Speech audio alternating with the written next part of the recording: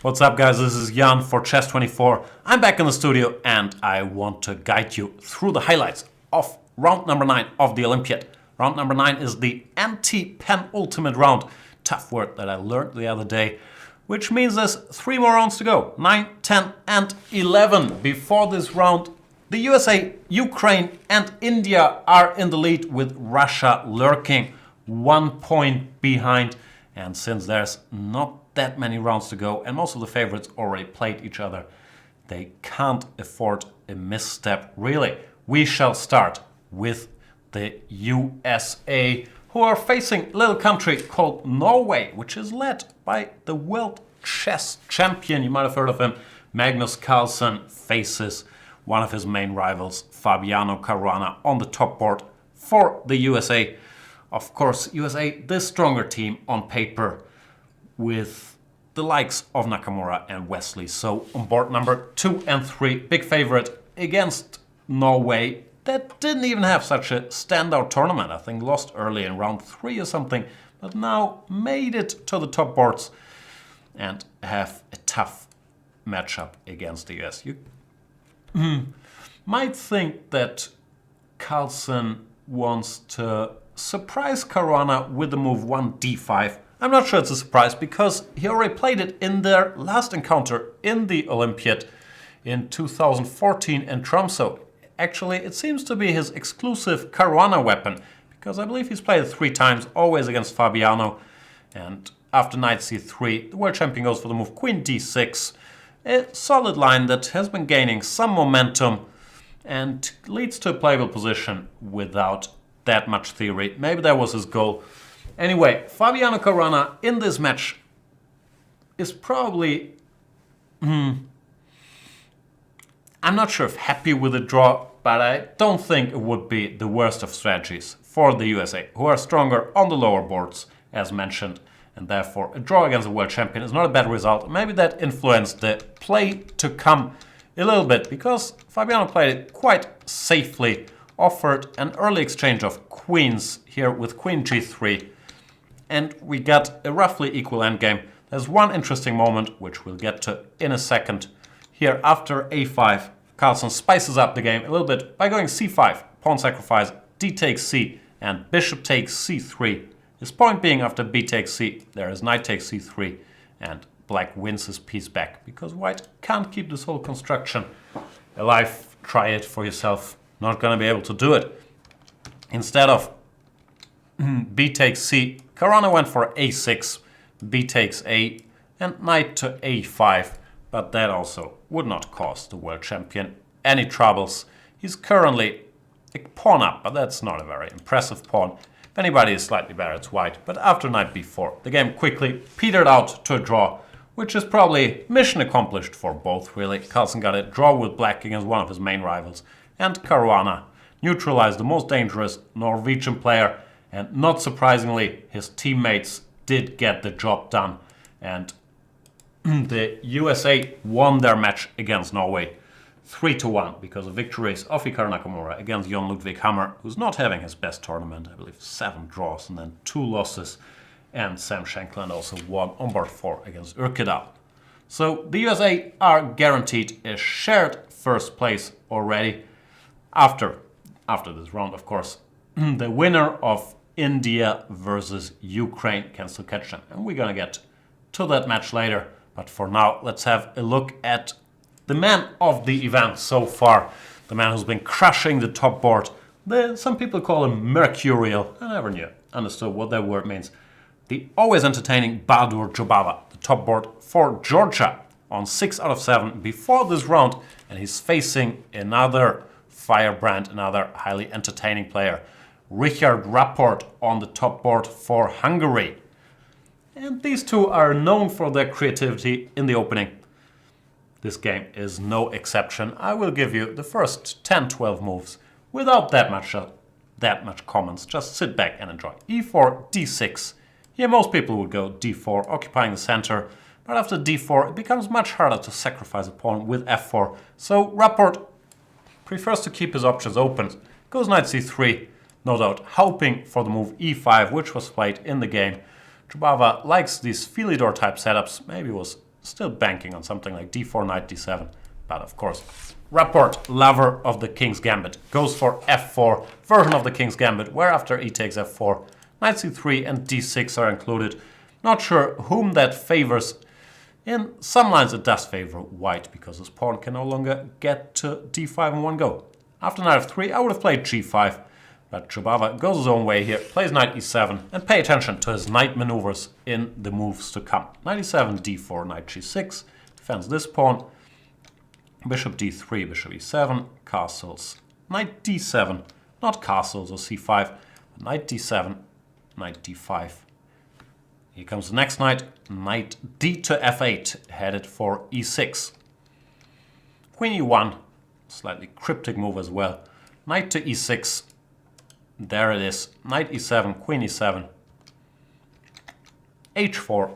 This is Richard Rapport after all. Queen e1 did prepare h4. He wants to chase his knight around a little more. Here once again, some players might have wanted to stop this march of the h-pawn by going h5, but Jobava doesn't really mind. He castles and after h5 puts his knight on h8. So that's the opening phase between these two. I'm not sure I would have managed to guess a lot of the moves. However, it does look like Rapport has won the opening battle, but after e5, d5, he maybe committed a small mistake here by adding more tension to the game by playing c4. Computer, for example, is very happy with bishop d2, intending bishop b4. Well, after c4, dc, bishop c4, rook d8, Jobava gained some counterplay and managed to more or less equalize the game. This knight would stay on h8 for quite a while. In fact, let's jump ahead to move 39. We can see the knight is still on h8, but it does have a future. It can come to f7. And it is white that's fighting for a draw, because it's going to be very hard to hang on to this pawn. He did not manage to hang on to it. And after a couple more moves, Bahadur Jobava did convert his extra pawn into another full point, defeating the 2752 rated Richard Rapport, who resigned, I believe, here after king to c4, because after king b7, king b5, black still has his extra pawn, which is going to roll up the board. a5 can be taken whenever needed, and the white king can't really do anything to influence the outcome. So another full point for Bahadur Jobava, playing top board for Georgia. Let's have a look at his score so far. Pretty impressive, is it not? Up 31 rating points, and also catapulting Georgia into the top group. I believe they are 4th after round number 9. Well, of course, tough match for Hungary, who went on to lose it.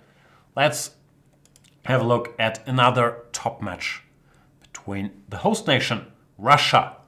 The host nation, Azerbaijan, of course, and the number 1 seed, Russia, which featured a lot of star power.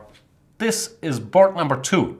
Vladimir Kramnik against Timur Rajabov. Vladimir Kramnik playing on board number 2, but also competing for the number 2 spot in the live rankings, the live rating list, where he keeps changing places with Fabiano Caruana and MVL Vladimir Kramnik at age 40, still very much in business. And we see his position after move 17, where he's just offered a pawn sacrifice against Timur Rajabov. Rajabov, famous King's Indian player, decides not to accept and to go for g5. But after knight c4, queen e7, bishop e3, the moment has passed to take that pawn. Rajabov keeps not taking anything, keeps ignoring this pawn as well, and white just continues building up, and this position is already very, very tough to play for Rajabov. His bishop is bad on a7, and the white play on the queen side looks a lot more menacing than potential black play on the king side. Rajabov tries to muddy the waters by now taking this pawn, but that makes things even worse, because his center collapses, and Kramnik really had no trouble converting his tremendous advantage here with the loose black king. A couple moves later, this is what the position looked like, and Timur Rajabov resigned. So that's a full point for Russia. There was still hope for Azerbaijan, because on the top board, Shak Mamedyarov was putting pressure on Sergei Karyakin, who's had a great tournament so far, Karyakin, but Mamedyarov, strong endgame player, came up with a very cute little plan here, playing rook to e4. His point is after bishop e4, rook takes d8, the exchange of rook greatly favors white because you can attack the weaker pawns much easier. Therefore, Karjakin refuses to trade those rooks, goes rook b4, but Mamedyarov insists, plays rook b4, rook c4, continues to put pressure, now threatening rook c6. There's no choice for black but to go for this, which looks fairly grim. He's losing the a-pawn, and most players would lose this position without a fight. But this is Sergei Karjakin we're talking about, who is not the contender for the World Championship for nothing. One of the toughest defenders out there.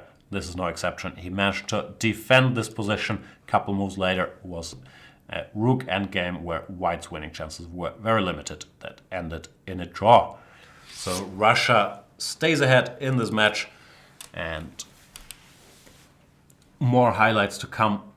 The Russian team has the luxury of having a player like Alexander Grishuk rated 2.754, and you could argue that's low for Grishuk standards on board number 4. He's facing the former German top player that is now playing for Azerbaijan, Arkady Naiditsch, in a very, very sharp battle stemming from a French. The board is on fire already here, and Grishuk manages to get there first by playing f5, opening the position further, creating a weakness here. Knight takes b4 and c3. He takes first and then goes c3. Move that I liked a lot. After knight a2, rook b6, this rook activates. And after bishop b3, which was played, the other rook has a future by going to f2 and then to f6. Knight d3, rook f6. Another nice little move. Putting pressure on e6. And there's no defense. Tremendous attacking display by Alexander Grishuk against Arkady Naiditsch. Grishuk went on to win this game, which means that Russia won their match against a very strong Azeri team. Here we see it 3-1 for Russia. Tomaszewski drew against Mamedov. And Russia stays 1 point behind the team from the United States. One team that has not quite managed to get close to the contenders are my friends from Holland, led by Anish Giri. And Anish Giri, after starting with 3 wins in a row, has drawn a couple games, which of course always pleases the internets. This is no exception. It's his 6th draw in a row against the Czech number 1, David Navara. Anish had sacrificed a piece, going for a mating attack, but the attack was not enough to mate, because after queen d5, too many squares are covered, and all white can do is give a perpetual check, which is what happened. Another draw for Anish Giri, and not a good result for the Dutch, because they went on to lose that match against the Czech Republic, Lamy losing to Lasnička, and our boys Van Vely and Van Kampen not able to win their games on the lower boards. So the Czech, another team that keeps surprising, drew the USA, and once again moving up the ladder, earned themselves a meeting with another top team. Speaking of meetings of top teams, we have not looked at the encounter between the other 2 leading squads yet. The Ukraine versus India. India, great young team, even without Vishy Anand, with Adiban, Vidit and Setarama on lower boards. Vidit, I think, started with 5 wins in a row. Tremendously solid and strong performance. But this time against the Ukraine, without Vasily Ivanchuk, who I've been told plays a checkers tournament instead of the Chess Olympiad. What's going on there? Anyway, the Ukraine still going strong, winning this match against India by 2.5, 1.5. because of a time trouble victory by Korobov on the last board against Setarama, and that means that India stays in the lead together with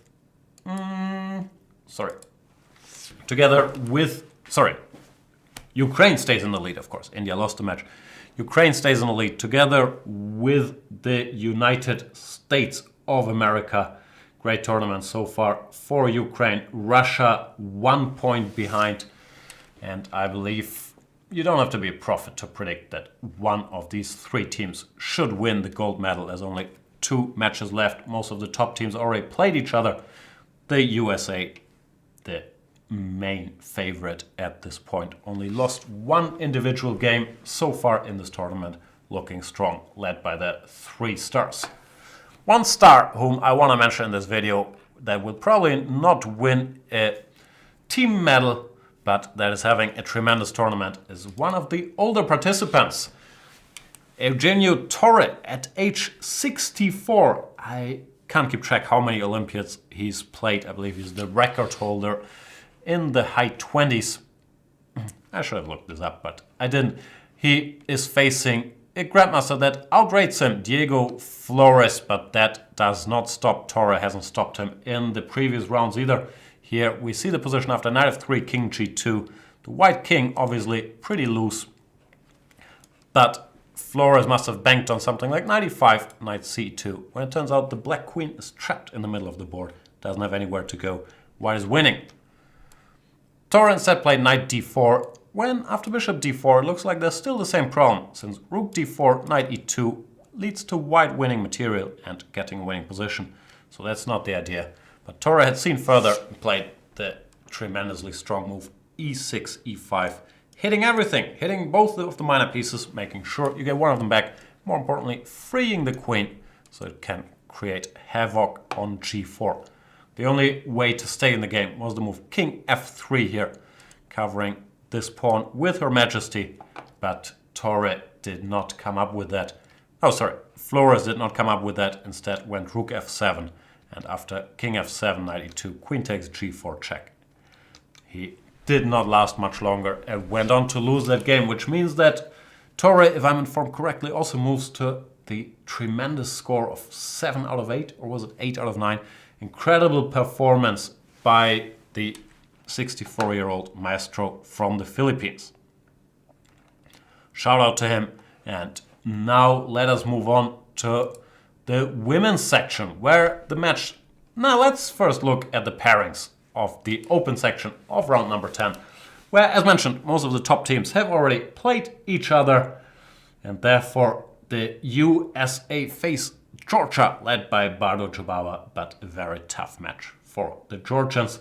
And the Czech Republic, after beating the Netherlands, earned themselves a meeting with the other leader, the squad from Ukraine. India, after losing to Ukraine, is now facing Russia. Not easy either. So there is a lot of action to come in round number 10. Moving on to the women's section, where the match of the round was clearly the encounter between China and the USA. You could say the USA, so far the surprise team of this event, managed to defeat the Russian team, but against China they were once again clearly outrated on the top boards. Irina Krush drew world champion Hu Yifan on board number 1, but on board number 2, Nazi Paikidze, the US champion, faced an uphill battle against Zhu Wenjun. We see the ratings here, it's more than 200 points. And after knight e5, c5, knight c4, takes, she went on to lose a pawn on c4 and would never see that pawn back. We fast forward for 60 moves to move 85. That pawn is still on the board. And this is one of the positions in chess where you really don't want to have to make a move. However, if black is to move here, she loses. Well, with white to move, it is a draw. So it's a mutual Zugzwang position. Unfortunately for Paikidze, it was her move, and she resigned here because wherever the king goes, this pawn will become a queen and decide the game. So big point there for Zhu Wenjun against Nazi Paikidze, and that means that China wins that match against the United States of America. 2.5, 1.5, and moves into the sole lead. The Chinese men's team, or the team in the open section, by the way, has not been doing very well in this event. In round number 9, they faced the Faroe Islands. No disrespect to the Faroe Islands playing a great tournament, but I'm sure China did not expect to face them in round 9. They lost back-to-back matches. And both Wang Yue and Li Chao, two of the more solid guys out there, and I believe former roommates, losing 2 games in a row each. So the Chinese squad already out of the race for the medals in the open section, not so in the women's section, where they are, in my opinion, an overwhelming favorite to take the gold after today's victory. 1 point ahead of Poland and already 2 points ahead of their main rivals, Russia. Things looking good for the Chinese women's team. That's it with the highlights of round number 9, Chess Olympiad 2016 in Baku. Thank you guys for watching. 2 more days of action to come. Stay tuned. See you then. Bye bye.